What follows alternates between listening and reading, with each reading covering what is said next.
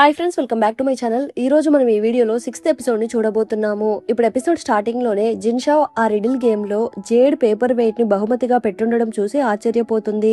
ఇది తనే ముందు చెన్నికి బహుమతిగా ఇచ్చి ఉంటుంది. దాన్ని చూడగానే చెన్ ఇలా ఎందుకు చేశారో జిన్షావ్ కి అర్థమైపోతుంది. నేను ఇచ్చిన బహుమతి చాలా ఖరీదైనది. ఈ విషయం ఎవరికైనా తెలిస్తే నేను అతనికి లంచం ఇచ్చానని అందరూ తప్పుగా అర్థం చేసుకుంటారు.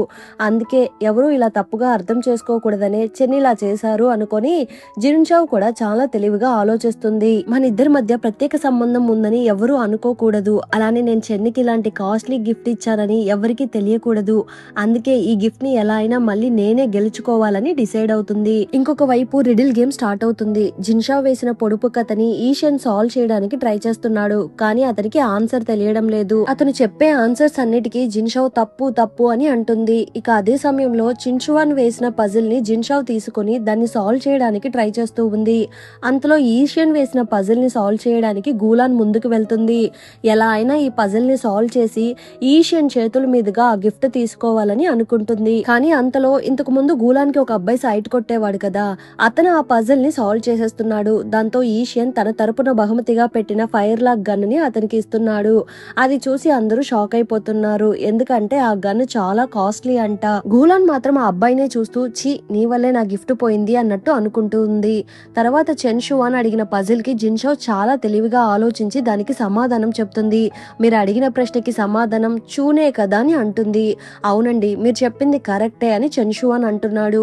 అందరూ జిన్షావ్ తెలివిని చూసి ఆశ్చర్యపోతున్నారు. అలానే తను ఆ జేడ్ పేపర్ వెయిట్ ని కూడా తిరిగి గెలుచుకుంటుంది. జిన్షావ్ చూపంతా చెన్షువాన్ మీదనే ఉంది. అతన్ని చూసి లైట్ గా నవ్వుకుంటుంది. అంతలో ఒక అబ్బాయి జిన్షావ్ అడిగిన పజిల్ కి కరెక్ట్ ఆన్సర్ కనిపెట్టి చెప్పబోతున్నాడు. కానీ చెన్షువాన్ అతని చెయ్యి పట్టుకుని వద్దు చెప్పొద్దు అన్నట్టుగా ఆపుతున్నాడు.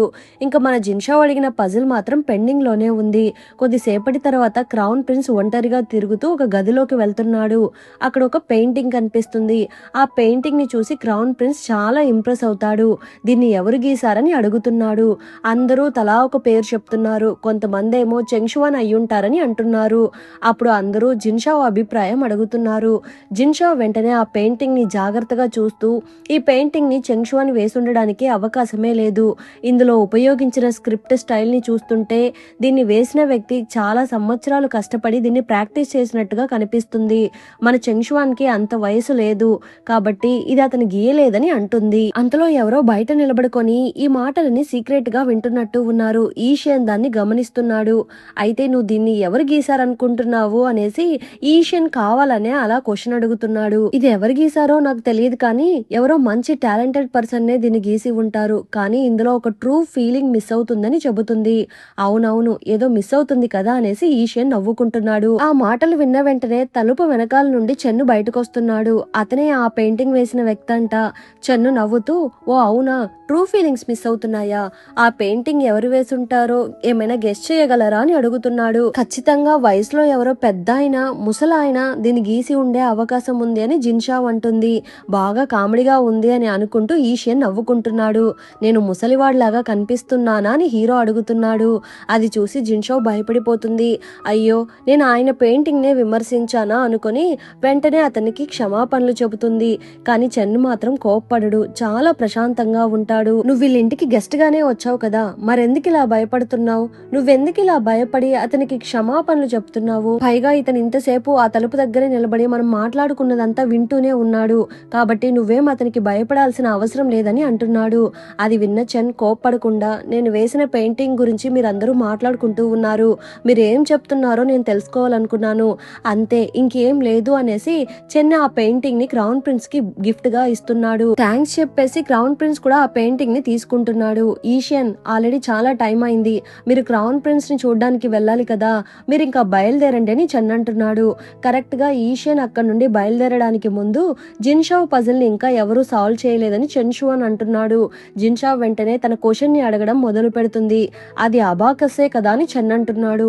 అవును, కరెక్టే అని జిన్షావ్ చెప్పడంతో అందరూ ఆశ్చర్యపోతున్నారు. ఈ పజిల్ చాలా ఈజీ, మీరెవరూ దీనికి ఆన్సర్ చెప్పలేకపోయారా అని చెన్ అడుగుతున్నాడు.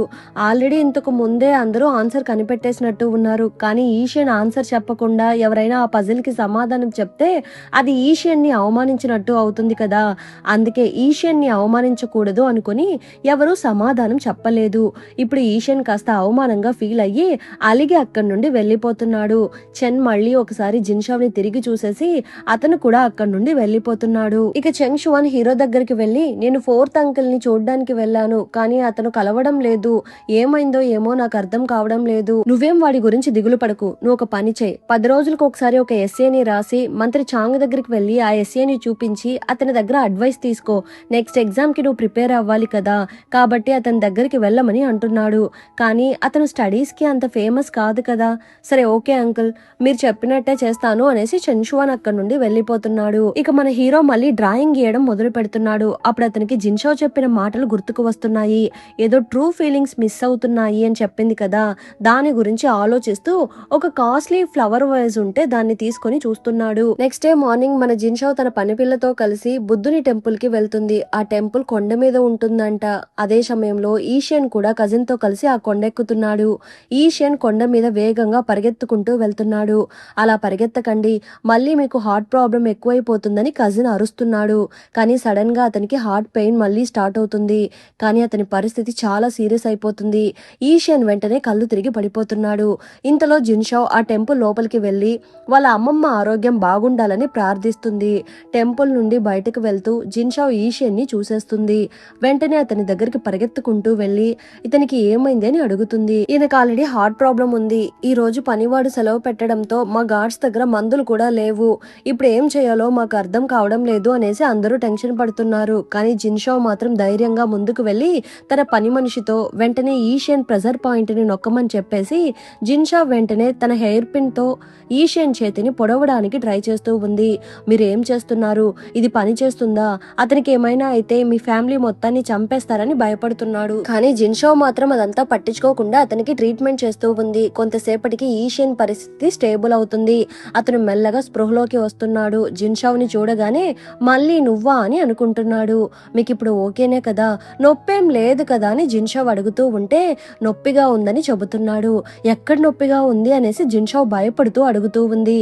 నువ్వు ఇంకా నీ హెయిర్ పిన్ తో నా చేతిని పొడుస్తూనే ఉన్నావు, నా చెయ్యి అంతా నొప్పిగా ఉందని చెప్పగానే ఇద్దరు పక్కపక్క నవ్వుకుంటున్నారు. నెక్స్ట్ ఈషియన్ ని ఒక చైర్ లో కూర్చోపెట్టి ఇంటికి తీసుకుని వెళ్ళడానికి పని వాళ్ళు వస్తున్నారు. చూసి జాగ్రత్తగా తీసుకుని వెళ్ళండి, ఎక్కువగా ఊపకండి అనేసి జిన్షావ్ ఈషియన్ తో మాట్లాడుతూ మందులు వేసుకొని కొన్ని రోజులు ఇంట్లోనే బాగా రెస్ట్ తీసుకొని అంటుంది. ఈషియన్ మాత్రం సరదాగా, నువ్వు చూడ్డానికి చిన్నపిల్లలా ఉన్నావు, కానీ నోరు తెరిస్తే ముసలి నర్సులా మాట్లాడుతున్నావని జిన్షావ్ ని ఆట పట్టిస్తున్నాడు. ఏమన్నావు అనేసి జిన్షావ్ అతన్ని కొట్టడానికి చేతులు పైకెత్తుతుంది. అంతలో అక్కడ ఉన్న వాళ్ళందరూ భయపడిపోతున్నారు. మీరేం చేస్తున్నారు అన్నట్టుగా చూస్తున్నారు. కానీ మన ఈషియన్ మాత్రం నవ్వుకుంటూనే ఉన్నాడు. కాసేపటి తర్వాత ఈషియన్ ని అక్కడి నుండి తీసుకుని వెళ్లిపోతున్నారు. జిన్షావ్ తన పని మనిషితో కలిసి కాసేపు అక్కడే టైం స్పెండ్ చేస్తూ ఎంజాయ్ చేస్తూ ఉంది. అక్కడి నుండి తిరిగి ఇంటికి వెళ్లిపోవాలి అనే సమయానికి ఎవరో ఒక నోబెల్ ఫ్యామిలీకి చెందిన వాళ్ళు టెంపుల్ కి వచ్చారని చెప్పి మొత్తం కొండని మూసేశారంట. జనాలందరూ దిగలేక ఇబ్బంది పడుతున్నారని పనిపిల్ల అంటుంది. వేరేమైనా దారుందేమో వెతకమని చెప్పి జిన్షావ్ తన పనిపిల్లని పంపిస్తుంది. చాలా టైం అవుతుంది, కానీ పనిపిల్ల ఇంకా తిరిగి రాలేదు. ఏమైందో ఏమో అనుకుని జిన్షావ్ ఒంటరిగా పనిపిల్లని వెతుక్కుంటూ వెళ్తూ ఉంది. అలా వెళ్తూ ఒక ప్రమాదకరమైన విషయాన్ని చూస్తుంది. చూస్తే కొంతమంది క్రౌన్ ప్రిన్స్ పల్లకిని మోసుకుని వస్తున్నారు. కాపలాగా మన చెన్ కూడా వస్తున్నాడు. అయ్యయ్యో ఈయనొస్తున్నారేంటి, మనం ఈయన కంట పడకూడదు అనుకుని జిన్షావ్ దాక్కోవడానికి ట్రై చేస్తూ ఉంది. కానీ కొంతమంది హంతకులు క్రౌన్ ప్రిన్స్ ని చంపడానికి వచ్చి అక్కడ దాక్కుని ఉన్నారు. వాళ్ళు జిన్షావ్ నోరు మొయ్యడానికి ట్రై చేస్తున్నారు. కానీ జిన్షావ్ అతని చెయ్యి కొరికేసి అక్కడి నుండి పరుగులు తీస్తూ ఉంది. అతను జిన్షావ్ వెనకాలే తరుముకుంటూ వెళ్లి తనని చంపడానికి ట్రై చేస్తూ ఉన్నాడు. అంతలో ఒక బాణం అతని నుదుటి మీద తగిలి అతను అక్కడికక్కడికే చనిపోతున్నాడు. చూస్తే మన హీరోనే తనని కాపాడుతున్నాడు. కరెక్ట్ గా అదే సమయానికి జిన్షావ్ వెనకాల చాలా మంది హంతకులు వస్తున్నారు. చెన్ జిన్షావ్ వైపు చూస్తూ ఇలా రా అన్నట్టు సిగ్నల్ ఇస్తున్నాడు. జిన్షావ్ వెంటనే హీరో దగ్గరికి పరిగెత్తుకుంటూ వెళ్తూ ఉంది. అంతలో చెన్ తన ఖడ్గాన్ని బయటకు తీసి మీరు క్రౌన్ ప్రిన్స్ ని జాగ్రత్తగా చూసుకోండి అనేసి వాళ్ళతో ఫైట్ స్టార్ట్ చేస్తున్నాడు. జిన్షావ్ హీరోకి హెల్ప్ చేయడం కోసము ఒక అతన్ని కత్తితో పొడిచి చంపడానికి ట్రై చేస్తుంది. కానీ అతను జిన్షావ్ ని పక్కకు తోసేసి తనని చంపడానికి ప్రయత్నిస్తున్నాడు. అంతలో హీరో అతన్ని చంపి జిన్షావ్ ని కాపాడుతున్నాడు. అప్పుడే జిన్షావ్ కి పాతవన్నీ గుర్తుకు వస్తున్నాయి. ఆ రోజు రాత్రి తను చూసిన వ్యక్తి చెన్నేనని తనకి ఇప్పుడే అర్థమవుతుంది. అంతలో ఒక అతను క్రౌన్ ప్రిన్స్ ని చంపడానికి బండి లోపలికి వెళ్తున్నాడు. కానీ లోపల ఉన్నది క్రౌన్ ప్రిన్సే కాదు, అతని హైట్ లో ఉండే ఇంకొక మనిషిని సెట్ చేసినట్టు ఉన్నారు. కానీ అదంతా ఒక ట్రాప్ లా ఉంది. శత్రువులు బయటకు రావాలనే చెన్ ఇలా ప్లాన్ చేసి కావాలనే క్రౌన్ ప్రిన్స్ లొకేషన్ ని లీక్ చేసినట్టు ఉన్నాడు. ఇప్పుడు చెన్ అక్కడున్న వాళ్ళందరినీ చంపేస్తున్నాడు. అది చూసి జిన్షావ్ బాగా భయపడిపోతుంది. నీ చెయ్యి ఇలా ఇవ్వు, భయపడ్డావా అని చెన్ అడుగుతున్నాడు. జిన్షావ్ కేమో కాస్త టెన్షన్ గానే ఉంది, కానీ చెన్నికి మాత్రం తన చెయ్యిస్తుంది. చెన్ తనని పైకి లేపి తన నెక్లెస్ అన్ని సరిచేసేసి బాగా భయపడిపోయావా అని అడుగుతున్నాడు. ఇక్కడేమో పనిపిల్ల భయపడిపోయి నేరుగా జిన్షావ్ వాళ్ళ అమ్మ దగ్గరికి వెళ్లి, జిన్షావ్ మేడం కనిపించడం లేదు, తను ఎక్కడో తప్పిపోయారు, తనకి ఏమైందో ఏమో అర్థం కావడం లేదని అంటుంది. ఆ మాటలు విని అమ్మ కంగారు పడుతూ వెంటనే తన టోకెన్ ని తీసి పనమ్మాయికి ఇచ్చి, నీకు ఎంతమంది పని వాళ్ళు కావాలంటే అంతమందిని తీసుకుని వెళ్లి జిన్షావ్ ని వెతికి కనిపెట్టమని చెబుతున్నారు. జిన్షావ్ బాగా అల్లరి పిల్ల, తనే ఎక్కడికైనా వెళ్ళుంటుంది, ఇంటికి వస్తుందిలే అని నాన్న చాలా క్యాజువల్ గా చెప్తున్నాడు. ఇక్కడేమో ఆ హంతకుల్ని ఎంక్వైరీ చేయడం మొదలు పెడుతున్నారు. ఆ సౌండ్స్ విని జిన్షావ్ బాగా భయపడిపోతూ ఉంది. అంతలో హీరో లోపలికి వెళ్తున్నాడు. జిన్షావ్ వెంటనే హీరో కాళ్ళ మీద పడి, దయచేసి నన్ను క్షమించండి, నేను వీటి గురించి ఎవ్వరికీ చెప్పను, నేనేమీ చూడలేదు, అన్నీ మర్చిపోయానని అంటుంది. ప్లీజ్ నన్ను ప్రాణాలతో వదిలిపెట్టండి అని బ్రతిమలాడుతూ ఉంది. కానీ చెన్నేమో ఒక బాటిల్ తీసి జిన్షావ్ ముందు పెడుతున్నాడు. ఈ విషయం బయట ఎవరికి తెలియకూడదు, కాబట్టి నువ్వు ఈ మందుని తాగే అని అంటున్నాడు. దాన్ని చూడగానే అది విషమని జిన్షావ్ కి అర్థమైపోతుంది. తను వెంటనే ఏడుస్తూ, నేను ఒక్క మాట కూడా బయటకు చెప్పను, కావాలంటే ఆకాశం మీద ప్రమాణం చేస్తానని అంటుంది.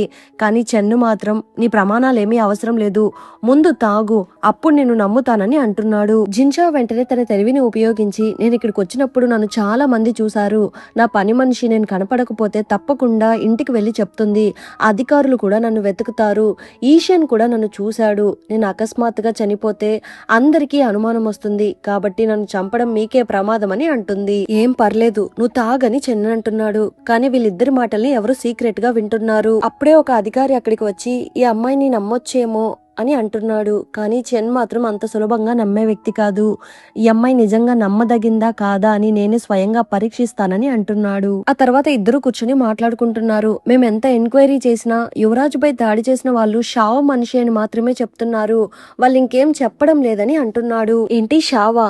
ఇంతకు ముందున్న పాత ప్రిన్స్ ఒక పెద్ద తిరుగుబాటు చేసి రాజును చంపడానికి ట్రై చేసినప్పుడు వాళ్ళు అతన్ని చంపేశారు. అతను చనిపోయిన తర్వాత ఇంకొక ప్రిన్స్ షావాంగ్ ఉన్నాడు కదా, అతను ఎలా అయినా ఈ గవర్నమెంట్ ని అంతం చేయాలని కంకణం కట్టుకున్నాడు. ఒకవేళ వాళ్ళే ఈ పని చేసి ఉంటారని అంటున్నాడు. మనం చేయాల్సిన పనులు చాలా ఉన్నాయి, మనమిద్దరం ఒకరికొకరు హెల్ప్ చేసుకుందాము అని పోలీస్ అతను అంటున్నాడు. మనమిద్దరం ఆల్రెడీ ఒకే మాస్టర్ కింద పని చేస్తున్నాము, అలా చూసుకుంటే మనమిద్దరం ఫ్రెండ్సే కదా, ఇద్దరం సపోర్ట్ చేసుకుందామని చెన్ అంటూ అతనికి సపోర్ట్ చేస్తున్నట్టుగా మాట్లాడుతున్నాడు. అతనితో మాట్లాడాక చెన్ లోపలికి వెళ్తున్నాడు. ఇంకా నటించింది చాలు, పైకి లే అని అంటున్నాడు. జిన్షావ్ వెంటనే పైకి లేస్తుంది. ఇప్పుడే మనకు ఒక చిన్న ఫ్లాష్ బ్యాక్ ని చూపిస్తున్నారు. ఇందాక ఆ పాయిజన్ ని తాగమని చెన్ బాగా ఫోర్స్ చేశాడు కదా, ఆ సమయంలో ఎవరో తలుపు దగ్గర నిలబడుకొని వీళ్ళ మాటలన్నీ వింటున్నారు. చెన్ అది గమనించి జిన్షావ్ కి సిగ్నల్ ఇచ్చి ఉంటాడు. ఆ తర్వాతే జిన్షావ్ ఆ మందు తాగి చనిపోయినట్టు యాక్ట్ చేసి ఉంటుంది. ఏమైంది, నన్ను ఎందుకు అలా చూస్తున్నావని చెన్ అడుగుతున్నాడు. నేను ఇది వరకే మిమ్మల్ని ముందే చూశాను, కానీ అప్పటికి ఇప్పటికీ మీరు చాలా భిన్నంగా కనిపిస్తున్నారు. నా ఏజ్ సర్మని ముందు రోజు రాత్రి నేను మీ దగ్గర నుండి లాంతర్ లాక్కొని వెళ్ళాను, కానీ అప్పటికి ఇప్పటికీ మీలో చాలా డిఫరెన్స్ ఉంది. ఇది నాకు ముందే ఎందుకు చెప్పలేదని చెన్ అడుగుతున్నాడు. అప్పుడు మిమ్మల్ని చూడ్డానికి నాకు కాస్త భయంగా ఉనింది, కానీ ఈ రోజు అలా కాదు, మీరు నా ప్రాణాన్ని కాపాడారు, అందుకే ఇప్పుడు చెప్తున్నానని అంటుంది. ఏదేమైనా నేను ఒక హంతకుణ్ణే కదా, వాళ్ళకి నాకు తేడా ఏమిటి అని చెన్ అడుగుతున్నాడు. అది నాకెలా చెప్పాలో అర్థం కావడం లేదు, కానీ మీ ఇద్దరికి చాలా తేడా ఉంది. హత్య చేసే వాళ్ళకి అలానే పేదల్ని కాపాడడానికి ప్రయత్నించే వాళ్ళకి మధ్య చాలా తేడా ఉంది. అలానే మీరు ఇలా చేయడానికి ఏదో ఒక కారణం ఉండి ఉంటుంది అని జిన్షావ్ చెప్పడంతో, అవునా, ఆ కారణం ఏమై ఉంటుంది అని చెన్ అడుగుతున్నాడు. అదేంటో నాకు కరెక్ట్ గా తెలియడం లేదు, కానీ నా చిన్న వయసులో ఒక పనివాడు నాకు ఫ్రెండ్ గా ఉండేవాడు, అతను నేను ఇద్దరం కలిసి ఆడుకునే వాళ్ళము. కానీ సడన్ గా అతను ఒక 1 month ఊరెళ్ళేసి వచ్చాడు. ఆ తర్వాత నుండి అతను కంప్లీట్ గా మారిపోయాడు. అతను నాతో ఆడుకోవడం కూడా మానేశాడు. నన్ను స్కూల్ కి పంపించండి అని చెప్పి మా అమ్మమ్మని అడిగి పర్మిషన్ తీసుకొని అతను అక్కడి నుండి వెళ్లిపోయాడు. ఆ తర్వాత నేను ఆ అబ్బాయి గురించి ఎంక్వైరీ చేయడం మొదలు పెట్టాను. అప్పుడు వాళ్ళ నాన్న చనిపోయారంట, అందుకే అతను 1 month ఊరెళ్ళాడంట. వాళ్ళ నాన్న చనిపోయాక అతను కంప్లీట్ గా మారిపోయాడు. ఆ మాటలు విని హీరో తన చనిపోయిన ఫ్రెండ్ ఫెంగ్మింగ్ గురించి ఆలోచిస్తున్నాడు. మీరు అలాంటి వ్యక్తి కాదు అని జిన్షావ్ చెప్పడంతో నాకు అర్థమైంది, రా వచ్చి ఇలా కూర్చో అని చెంగు పిలుస్తున్నాడు. నీకు ఇక్కడ అంతా ఓకేనే కదా, నువ్వు హ్యాపీగా ఉన్నావా అని అడుగుతున్నాడు. నాకు ఈ క్యాపిటల్ సిటీ అస్సలా నచ్చలేదు, ఇక్కడ చాలా రూల్స్ ఉన్నాయి, శ్వాస తీసుకోవడానికి కూడా భయంగా ఉంది, అనేసి తన చిన్నప్పటి జ్ఞాపకాలని గురించి గుర్తు చేసుకుంటూ వాటి గురించి చెప్తూ ఉంది. అక్కడ టెంపుల్స్ ఉన్నాయి, పండుగలు ఎంతో బాగుండేవి, మా అమ్మమ్మ ఏర్పాటు చేసే ఐరన్ ఫైర్ వర్క్స్ చాలా బాగుంటాయి, కానీ అలాంటి ఫైర్ వర్క్స్ రాజధానిలో నిషేధించబడ్డాయంట కదా అని చెబుతూ బాధపడుతూ ఉంది. కానీ చెన్ అవన్నీ నిశ్శబ్దంగా వింటున్నాడు. ఆ తర్వాత జిన్షావ్ ఇంటికి బయలుదేరుతూ ఉంది. పనిపిల్ల వేగంగా వచ్చి జిన్షావ్ ని హక్ చేసుకుని తనని అక్కడి నుండి తీసుకుని వెళ్తూ ఉంది. అదంతా చెన్ చూస్తూనే ఉన్నాడు. ఇంటికి వెళ్ళగానే అమ్మ జిన్షావ్ ని పలకరిస్తూ నీకేం కాలేదు కదా, నువ్వు సేఫ్ గానే ఉన్నావు కదా అని అడుగుతున్నారు. నాకేం కాలేదు, నేను బానే ఉన్నాను అనేసి జిన్షావ్ అక్కడి నుండి లోపలికి వెళ్లిపోతుంది. ఇంటికి వచ్చిన తర్వాత కూడా జిన్షావ్ చెన్ను గురించే ఆలోచిస్తూ ఉంది. తన పని మనిషితో మాట్లాడుతూ నా ఏజ్ సెరమనీ ముందు రోజు నేను చూసింది చెన్ననే అని చెబుతుంది. అయితే అతను మనల్ని చంపేస్తాడా అని పనమ్మాయి అడుగుతుంది. లేదు లేదు, అలా ఏం చేయరు, ఆయన నాకు ఒక పని అప్పచెప్పారు అనేసి ఆ పని గురించి ఆలోచిస్తూ ఉంది. హీరో ఫెంగ్మింగ్ వాళ్ళ భార్య పిల్లల్ని కాపాడి ఒక సేఫ్ ప్లేస్ లో ఉంచమని చెప్పినట్టు ఉన్నాడు. ఆ పనిని మనకి అప్పచెప్పాడు కాబట్టి అతను మనల్ని ఏమీ చెయ్యడని అంటుంది. ఇక్కడేమో రాజు ఒక ఇంపార్టెంట్ ప్రకటన చేస్తున్నాడు. మేము కొంతమంది అఫీషియల్స్ ని తనిఖీ చేశాము, అందులో కొంతమందిని ఉద్యోగం నుండి తీసేస్తున్నాము అని అనౌన్స్ చేస్తున్నారు. నాన్న ఇప్పుడు దాని గురించి కాన్క్యూబెన్ తో మాట్లాడుతూ ఈ రోజు చాలా మందిని ఉద్యోగం నుండి తీసేశారు, కొంతమందిని పై పదవుల నుండి రిమూవ్ చేసి కింద పదవికి డిమోట్ చేశారు. మా మాస్టర్ ఎలాగో ఇందులో ఇరుక్కున్నారు, కానీ నేను అతను పెద్దగా క్లోజ్ కాదని చెప్పేశాడు, కాబట్టి నేను లక్కీగా తప్పించుకున్నానని అంటున్నాడు. కాన్క్యూబెన్ ఏమో మనం మన గూలానికి ఏజ్ సెరమనీ ఇంకా కంప్లీట్ చేయలేదు, కాబట్టి నెక్స్ట్ ఇయర్ తనకి ఏజ్ సెరమనీ చేద్దామని చెబుతుంది. అదంతా నెక్స్ట్ ఇయర్ చూసుకుందాము, ఊరికే నసపెట్టకు అని చెప్పి నాన్న అంటున్నాడు. నెక్స్ట్ డే మార్నింగ్ జిన్షావ్ తన పని మనిషితో చెప్పి 3 అందమైన బొమ్మల్ని తయారు చేయిస్తుంది.